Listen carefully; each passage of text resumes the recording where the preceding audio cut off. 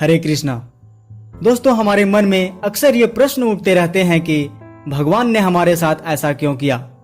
किसी की मृत्यु हो जाए तो ओह, भगवान ने ऐसा क्यों किया। कोई बीमार पड़ जाए तो भगवान तुमने ऐसा क्यों किया। जब किसी लड़के को किसी लड़की से प्रेम होता है और वह उसे नहीं मिलती है तो वह भगवान को दोष देता है और कहता है ऐसा मेरे साथ ही क्यों किया। लेकिन जब हमें इसके विपरीत कुछ लाभ होता है तब हम यह क्यों नहीं कहते कि भगवान तुमने मेरे साथ ही ऐसा क्यों किया, बल्कि हम यह कहते हैं कि यह मेरे कारण से ही हुआ है, मेरी परिश्रम का फल है। और इस तरह हम सारा श्रेय अपने को ही देते हैं। दोस्तों, जब हमारे साथ कुछ बुरा होता है तब उस समय हम यह सोचते हैं कि ऐसा मेरे साथ ही क्यों होता है। मैंने तो अच्छे कर्म किए हैं फिर भी मेरे साथ गलत क्यों होता है। दोस्तों, इन सभी प्रश्नों का उत्तर एक बहुत ही रोचक कहानी तथा श्री कृष्ण द्वारा भगवत गीता में दिए गए उपदेश से जानने का प्रयास करेंगे। तो चलिए सुनते हैं इस छोटी सी कहानी को। एक समय की बात है, एक गांव में किसान रहता था जो बहुत मेहनती था। वह बहुत कठिन परिश्रम करके अपने खेतों में फसल लगाता, किंतु उसका फसल कभी बाढ़ आ जाने से, कभी सूखा पड़ जाने से, तो कभी तेज ओले पड़ जाने से हर बार कुछ न कुछ कारण से उसकी फसल थोड़ी खराब हो जाती। एक दिन बहुत तंग आकर उसने परमात्मा से कहा, देखिए प्रभु, आप परमात्मा हैं, लेकिन लगता है आपको खेती बाड़ी की ज्यादा जानकारी नहीं है। आपसे एक प्रार्थना है कि एक साल मुझे अवसर दीजिए, जैसा मैं चाहूं वैसा मौसम हो, फिर आप देखना मैं कैसे अन्न के भंडार भर दूंगा। परमात्मा मुस्कुराए और कहा, ठीक है, जैसा तुम कहोगे वैसा ही मौसम दूंगा, मैं तुम्हारी इच्छा में दखल नहीं करूंगा।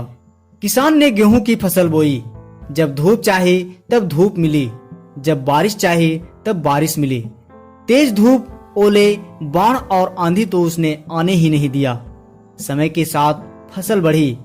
किसान फसल को देखकर बहुत ही खुश था, क्योंकि ऐसी फसल आज तक नहीं हुई थी। किसान ने मन ही मन सोचा, अब पता चलेगा परमात्मा को कि फसल कैसे तैयार करते हैं। बेकार ही इतने बरस हम किसानों को परेशान करते रहे। कुछ समय बाद फसल काटने का समय आ गया। किसान बड़े गर्व से फसल काटने गया, लेकिन जैसे ही फसल काटने लगा एकदम से छाती पर हाथ रखकर बैठ गया। गेहूं की एक भी बाली के अंदर गेहूं नहीं था।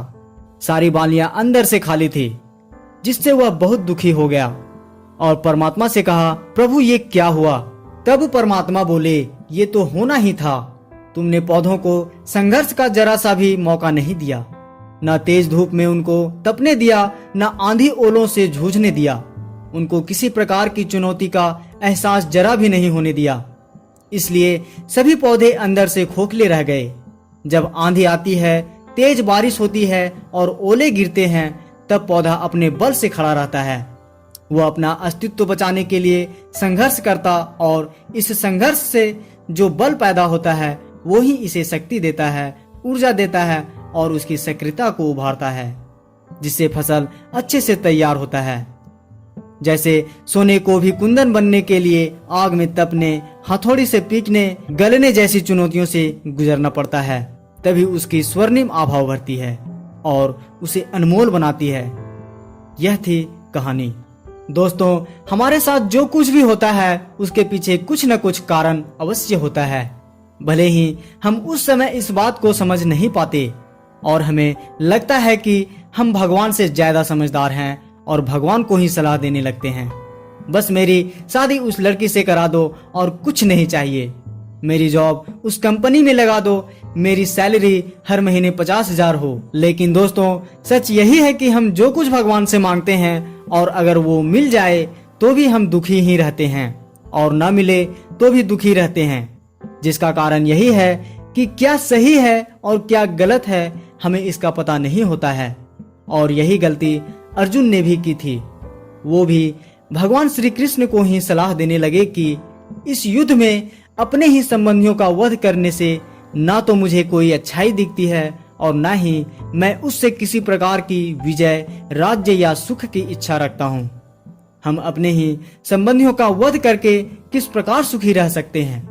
तो कभी कहते हैं मैं भिक्षा मांगकर जीवन यापन कर लूंगा, और इसी प्रकार हम सभी यही गलती बार बार करते हैं। हम भगवान से ही कहते रहते हैं हमारे लिए ये कर दो, वो कर दो, ये गलत है, वह सही है, और बहुत कुछ कहते हैं।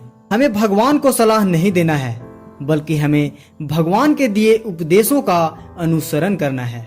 श्री कृष्ण भगवत गीता के 2 अध्याय के 14वें श्लोक में बताते हैं कि सुख तथा दुख हमारे जीवन में वैसे ही आते जाते हैं जैसे ऋतुओं में सर्दी तथा गर्मी आते जाते हैं, जो इंद्रिय बोध से उत्पन्न है, और मनुष्य को चाहिए कि अविचल भाव से उसका सहन करना सीखे।